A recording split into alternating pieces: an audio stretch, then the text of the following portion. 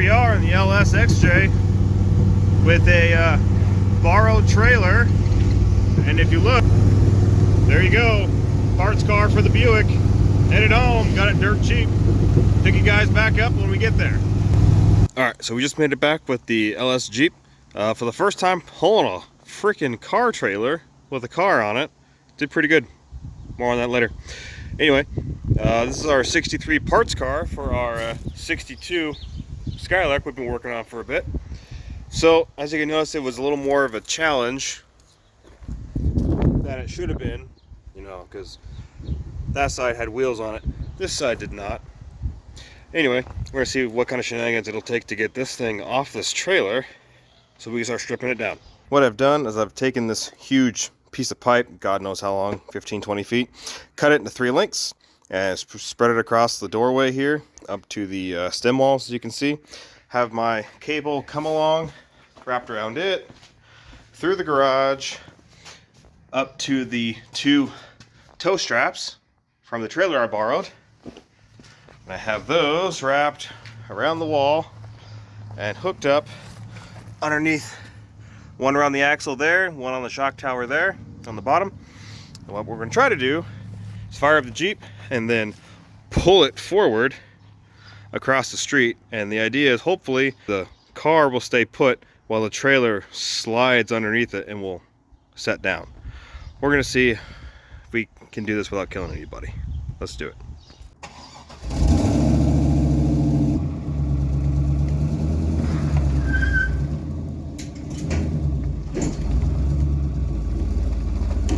Okay.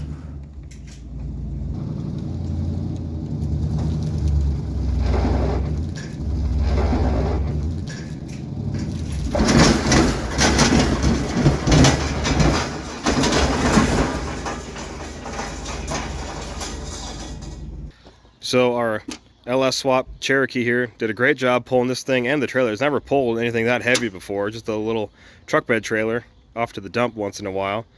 But yeah, I pulled this thing no problem with the trailer, loaded with tools, jacks, all that good stuff. I'm pretty sure the number 7's pistons lost the wrist pin back there. More on that video a little later. Stay tuned. That's the next video coming up on this thing.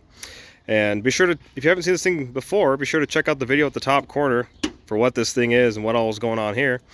Anyway, back to this. So this is a 63. Ours is a 62, but same chassis or platform. So a lot of this stuff here you see is interchangeable, and it's chock full of little odds and ends I need to make the other car better. The suspension, the steering, you know, the blower motor, the heater box, the heater valve, the wiper motor, the wiper linkage, bits of sheet metal to patch in the holes we got in that car, the back glass, trim, you name it, all that good stuff. Rear axle, the top, the gas tank for these is unobtainium. Ask me how I know. Another factory radio, and a few other things in here that I could probably use to get our 62 finished up a little bit. So the big thing, this piece of glass right here, there are no cracks in it except for this one right here, and it's on the inside of the glass, which is super weird. This piece of glass, the only one I could find for a 61 to 3 Skylark, was $800 on eBay. That's glass only, no trim, no clips, no seal, nothing. Glass only. And then it's for a convertible, so it probably wouldn't fit the hard tops. So yeah, just the glass alone was worth 4 times what I gave for this car. That's right, I gave $200 for this car. So all said and done, there's well over $1,000 in parts that you can't even find anymore for these cars, being 3-year only chassis. And I paid $200 for this car. So we're doing way good. Anyway, if you know anyone who needs some 63 Skylark only parts, hit me up, LSJessGarage1 at gmail.com. Fenders, hollow doors, front and rear bumpers. Pretty good shape. Anyway, I'm going to keep digging this thing out. I'm going to see what treasures we have back here, rip off what I need of it, and probably scrap the rest. Anyway, let's get to it. We're back on the 62 Skylark. I've actually been driving it for the last couple of days, and it's provided some new issues that we have to deal with now. Trying to fix the horn, the diff seal, the pinion seal has started to leak, so we're going to try to get that patched up. And if you didn't already notice, yes, we do have new tires on it. New to me tires. Anyway, and a few other things. So let's get right into it. As you can see, the pinion seals decided to leave the chat on us. So what I'm gonna try to do is try to get this guy out. The driveline and the yoke for the diff. See if we can't get that seal replaced. Maybe as soon as I find the right wrench. Apparently someone's been here before me and really worked over these nuts, so that's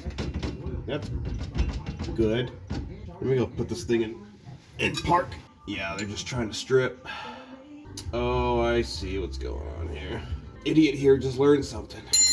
This still has the little lock tabs on it, so you would fold when you put this on before the nuts, then you put the nut on, tighten it down, then you fold these flaps over it to help them keep taut.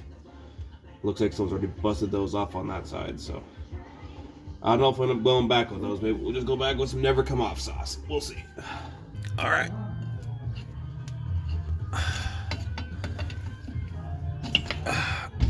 There it is. Oh.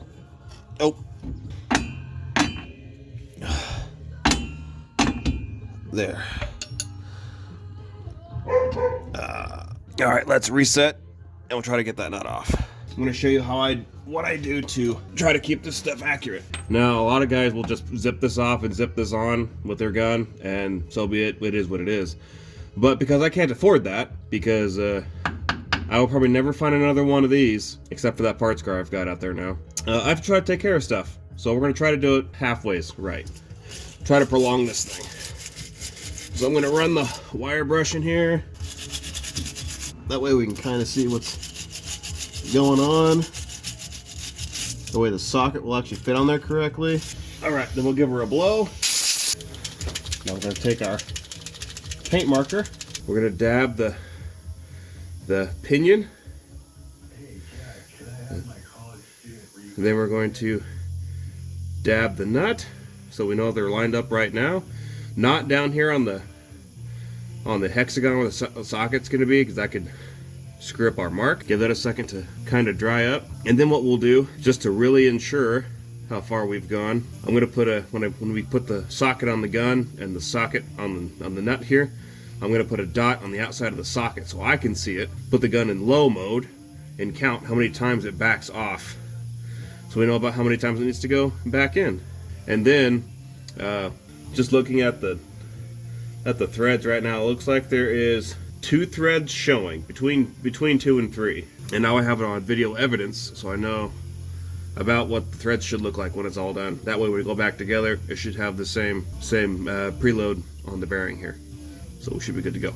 Now then, set this so that our line is parallel with our axle tube here.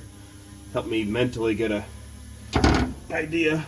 I'm gonna put that on there like so.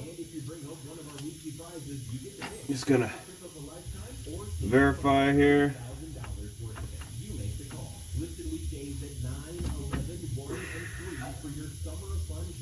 There. Pretty dang close anyway. Alright. Put it in reverse. Reverse, Terry. Alright. Here we go.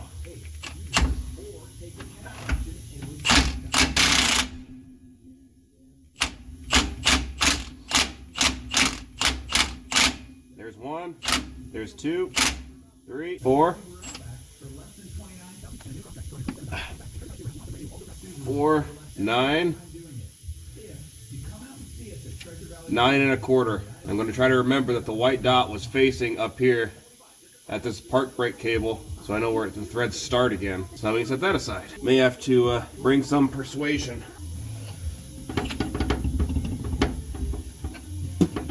There you are. There's no clean spot to put this down in. I'm going to wipe this seal off so I can kind of get a better look at it. See if the seal I picked up was the right seal before we mangle that one getting it out.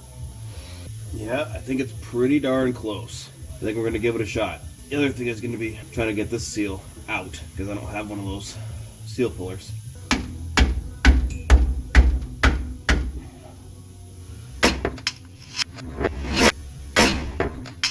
Nailed it. I don't have that YouTuber money yet, so trying to do all this the hard way is, you know, a lot of fun. Nope, that was kind of the way this channel was supposed to operate. Common man can do it too, you know? Well, there appears to be a lot of metal in that oil. As you can kind of see, it's awful shiny. So that's real good. Let me get all this cleaned up here. I'm going to pretend to ignore that and say it's just fine, and we'll start putting it back together here in just a minute. Alright, here's our original seal, obviously. I got it cleaned up enough to get the part number off of it. Why did I clean this seal now, do you ask? Because if you put the old seal and the new seal together, do you see what I see? I know it's kind of hard to tell, but the new seal is a smaller diameter. You can see really good right there at the bottom. It's the new seal is the smaller diameter than the original seal. So, way to go, O'Reilly's catalog. This is incorrect. So, I'm gonna wipe this up, put it back in the box so I can return it.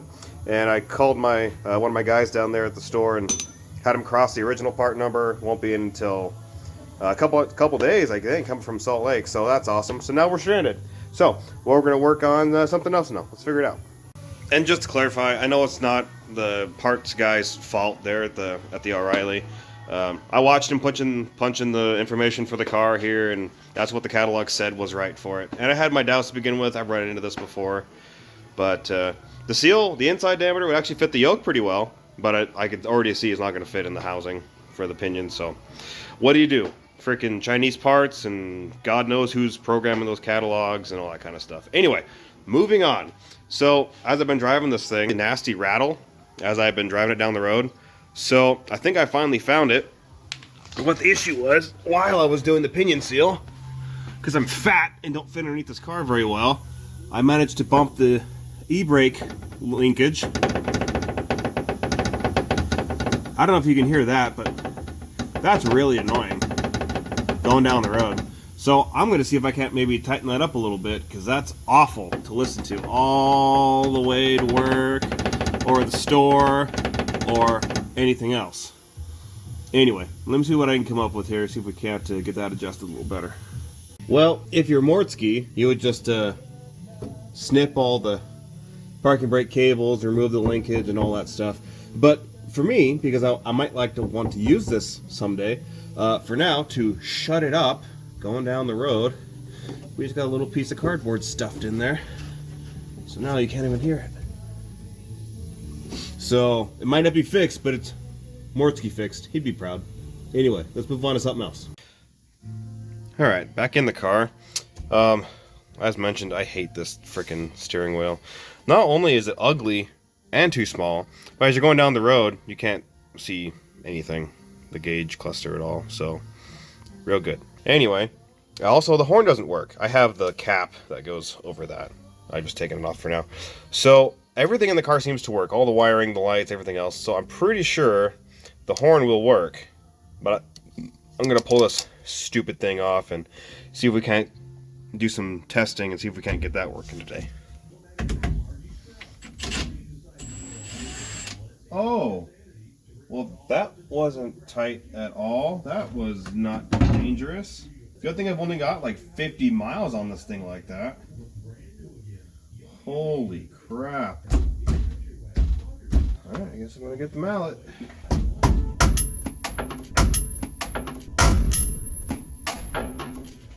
Hey, now we're talking. Oh no, lost the washer. Is that a light bulb? What? Okay, one mystery at a time. Let's find the washer. You guys gotta see this. There's a light bulb in here. What in the world? Looks like it's all pretty much intact. I gotta know what that light bulb is. That is something else. I've never seen that before. Let's see why the horn isn't working. What the hell is that? Is that a piece of a nail? Just pulled that out of there, hanging out loose. I don't think that's supposed to be there. So this is our contact ring here, and really, that the little, I forget what they call that, horn contact, there you go. It's supposed to slide around this little brass ring as the wheel spins on the shaft. So anywhere the wheel is positioned when you hit the horn, it should ground from this. So I wonder if I jump this with a wire, I wonder if it'll blow the horn or not. Let's find out.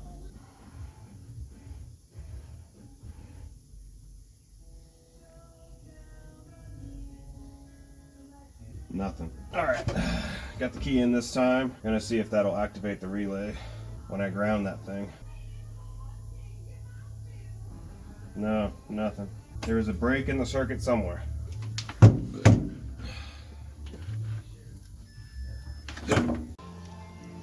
Alright, we've been doing some stuff. So apparently this relay here is not factory to the car. They hit a different relay on it at some point. So the previous owner had wired this, had a two post connector that was wired here to that terminal there on the relay. And I thought that this post, oh, that should be ground. No, that grounded that didn't do anything. But I could jump the horns and it worked no problem. So did some research. Looks like that's how I found out that was the wrong relay. So I had this generic relay and wire kit laying around. And I got it all temporarily wired up here. So we got us all patched up through our relay here. The battery is hooked up. So now, if we come around the car, and then we take our little bronze wheel here. You can see where I've been scratching it already, right there. And then we just do this. Kind of just one-handed here.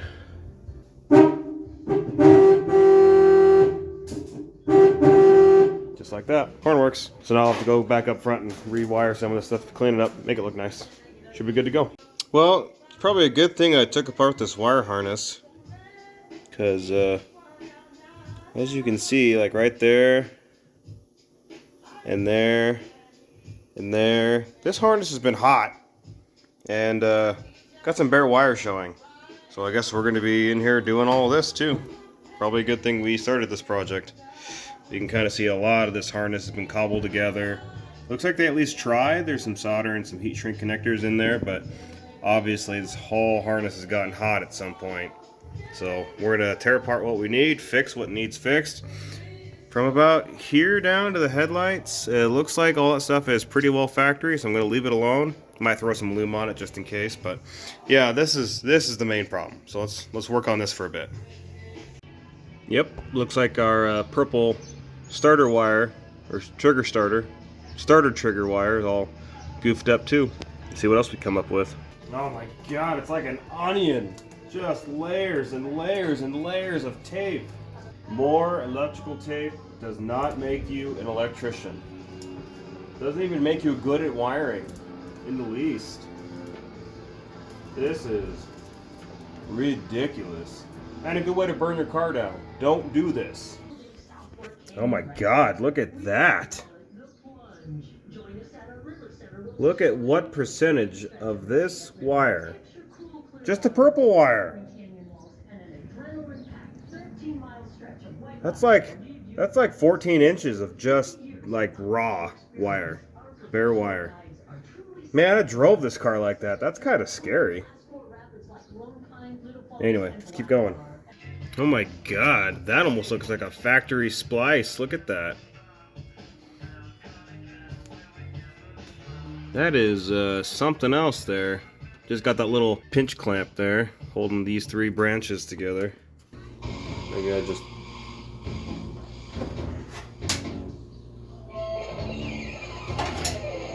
That was the wrong one. Well, don't be stupid like me and cut the wrong wire off your harness. Be sure you got the right one in your hand before you start cutting stuff. That's what I just did.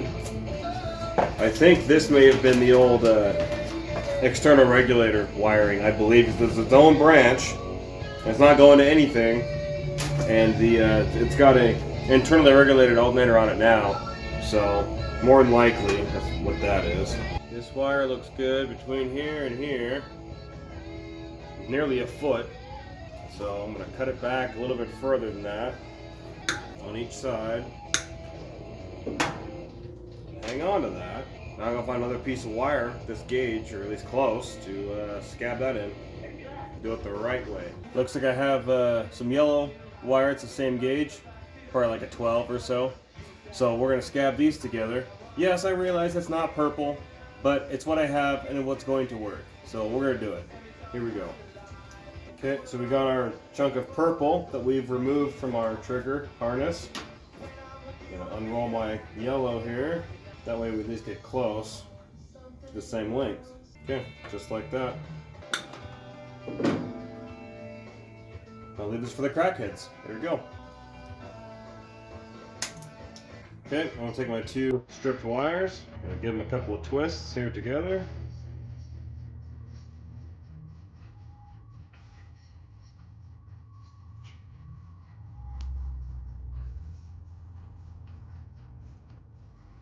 Okay, it should look something like that. Now, normally I would have told you to put the heat shrink on first, but I still have this open end. I haven't put anything on yet, so I'm not too worried about it. So I'm going to get these in place.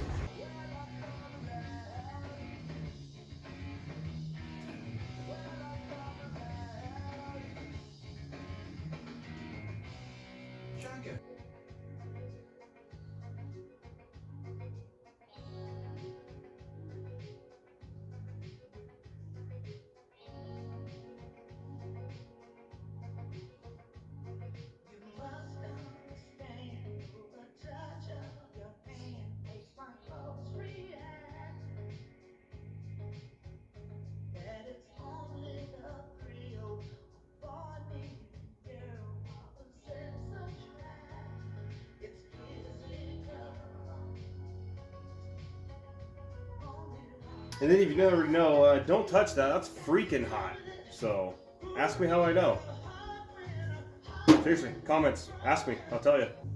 And normally I will go until I get solder flowing all the way through the joint. Then I'll come back with some heat shrink. Make sure to overextend a little bit longer than you need. And then don't maybe throw your heavy cutters on your like 2-year only fender. Let's not beat that up. We'll never find another one. So the other thing too is don't slide your heat shrink on too soon. But this is still hot and you slide the heat shrink on, it might tighten up and close before you actually cover the entire joint. Seriously, learn from my mistakes. I usually give them a little bit of a twist just to get over some of the rough spots of the joint and try to center it in there so you have some extra on each end. And then just a little bit of fire. Again, don't burn yourself, it ain't worth it. I have the gun on the lowest setting because it really doesn't need to be that hot. But the heat shrink's probably getting a little old, so. Just back and forth, rotisserie style. There you go. It might be ugly, but it's never going to come undone, and it's 10 times safer than whatever else was in the harness. You're welcome. Now I do the same thing on this side, and same thing. I'm going to grab the heat shrink now. I'm going to grab one about the same length, a little bit longer because that has shrunk up a little. Now, just like your brake line fittings, your tube nuts, put the heat shrink on first. Okay, slide that on.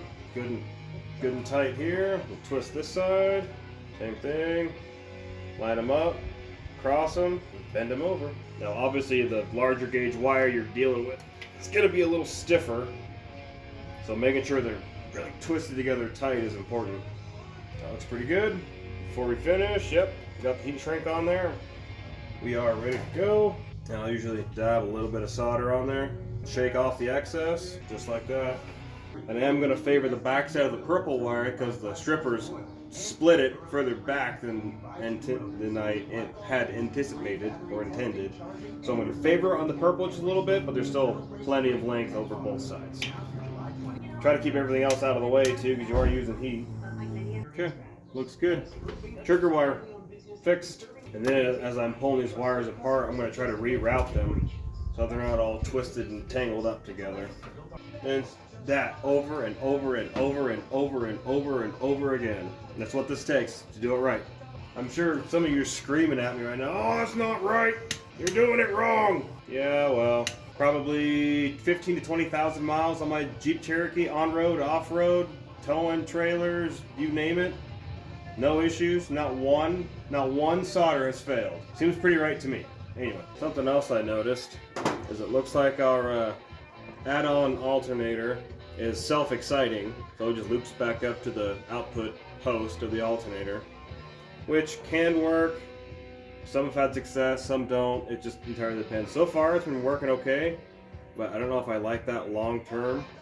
So while I've got this all ripped apart, I may end up patching that up.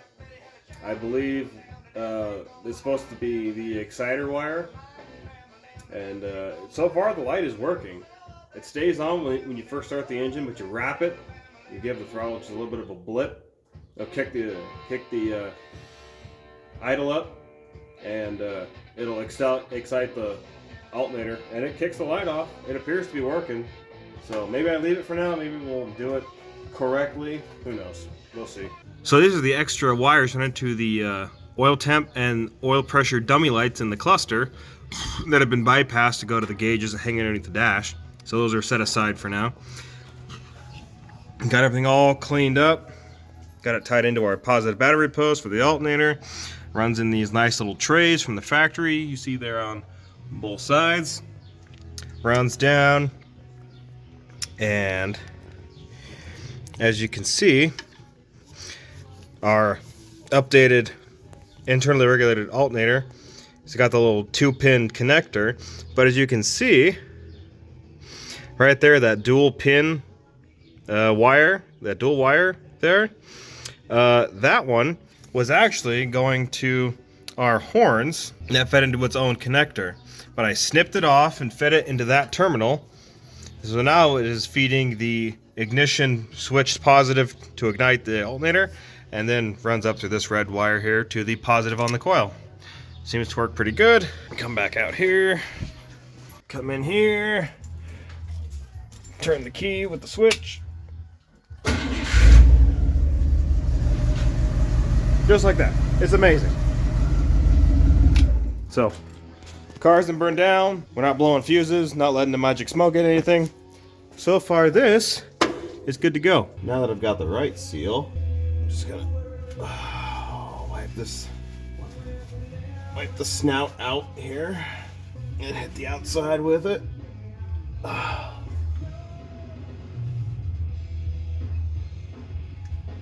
yeah, that's gonna fit nice. And I'll lube up the inside seal too, just a skosh.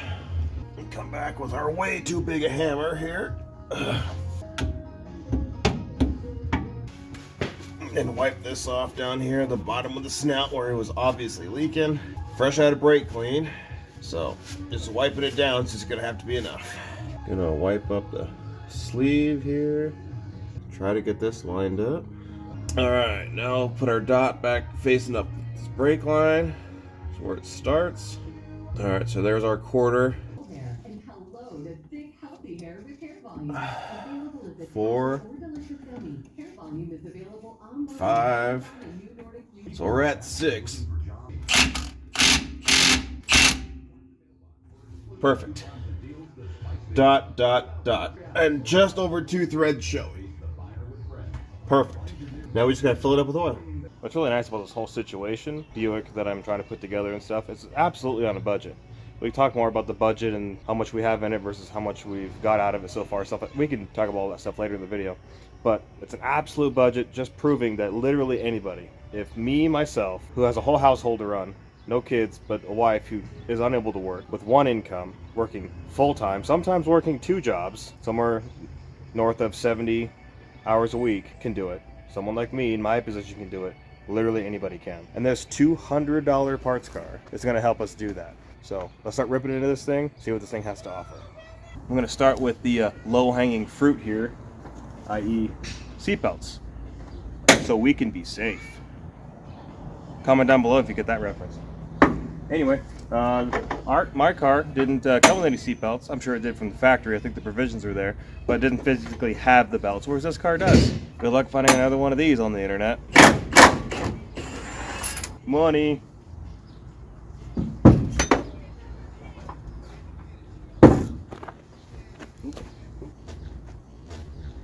Getting attacked. Well, that was rude. Anyway, back to what we were doing. All right, next thing I desperately want is this glove box, which appears to work. My box is rusted shut on the main hinge, so it won't even open. Like, to the point where if I bend it or try to open it, the whole dash tries to flex.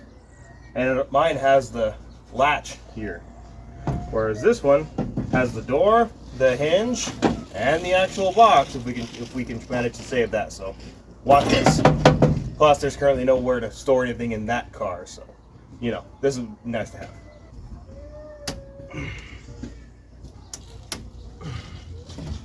Also, fun fact, the latest dated money I found in the car so far is 77. So I would imagine, not that it's any real evidence, but if I found one from 77, found one from 74, so that kind of jives, I guess. So this car, in theory, really wouldn't have that many miles on it. It was fairly new, a little over 10 years. But when, you know, the whole T-bone action happened here, so I don't know, something to think about. Must be how that lights up. This little opaque piece sits down in the housing for the cam, for the turn signals and stuff, and the light bulb sits down here. So hope should work through there. Cool. I want the radio. I'm really hoping this radio was good. The one I have in the other car I don't think is any good, but oh my. I want the wiper motor. Probably the linkage or the transmission there, and the whole heater box. My car doesn't have this, the heater valve. I don't know if I can get that out without going through the cowl.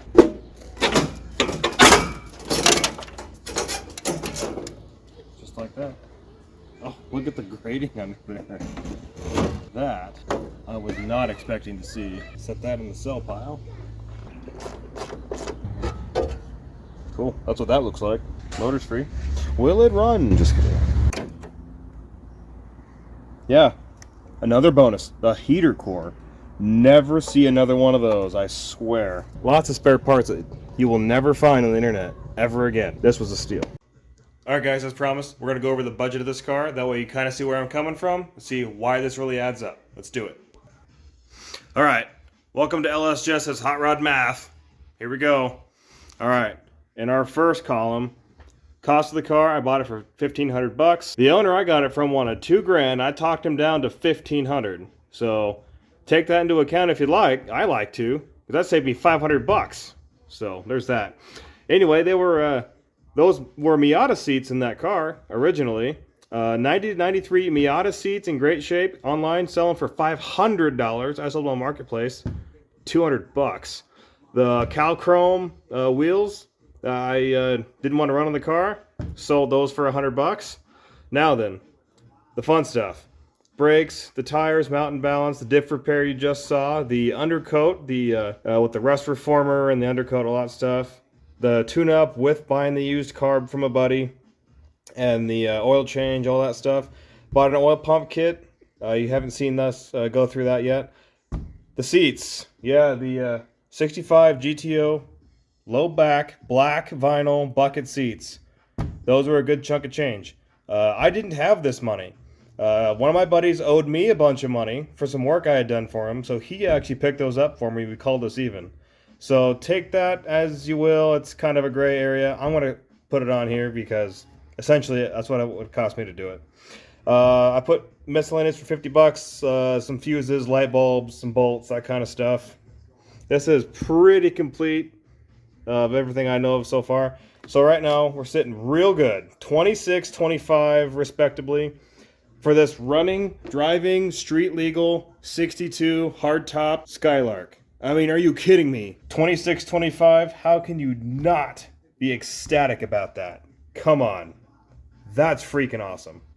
Anyway, over here to the even better side, the parts car, the 63 we picked up that we're starting to rip apart outside. So, seriously, I bought that car for $200 on Marketplace, right? All this stuff here, stuff I can't use. Doors, fenders, bumpers, grill, none of that stuff is the same. 63 was its own year, so I can't use any of that. So even if I sold these dirt cheap, I mean, 50 bucks for a pair of doors, 50 for a pair of fenders, 100 bucks a bumper, stuff like that. I've seen this on eBay. I've seen those go for 50 bucks. So I know that's fairly accurate. That's like giving stuff away, okay? That's being real, that's being real generous. All right, moving on to things I'm gonna end up keeping. Like the gas tank. I had to try to salvage the one in the car that I had for the 62. Those you can't find. I figured 100 bucks was probably fair for that. I've seen the radios on eBay for like 50 bucks, so that's about right there. Obviously our $800 glass will by itself take care of that, so that's nice. The the floor pans, I figured for all the sheet metal in that car, it probably cost me about 200 bucks to go down to a hardware store and buy sheet metal to patch the holes we've got in the car. The pedal pads, yeah, you better believe it, those suckers are like 20 bucks a pop online plus freight. So yeah, I put those on there for 40 bucks. Brakes, these are getting kind of hard to find. You're not going to find really any of this stuff at the parts store anymore. It's just unheard of. Brake, suspension, you know, gearbox, wipers. No, you're not going to find any of that stuff at the parts store. So the fact, if you find any of this stuff, it's going to be like new old stock or like parts car stuff, you know, stuff that's been worn and used. So I figured 100 bucks respectively for most of the stuff was pretty fair. I did see the climate control. Actually, while I was shooting this video, I saw this on eBay for like 100 bucks. That was just the controller with the arms. It didn't even have like the rods that would like actuate doors and move valves and stuff. So yeah, 100 bucks for that guy. And then I don't know what scrap's worth, probably nothing. So I figured 100 bucks was probably worth whatever it weighs by the time I'm done with it. So here's how we get to the good stuff.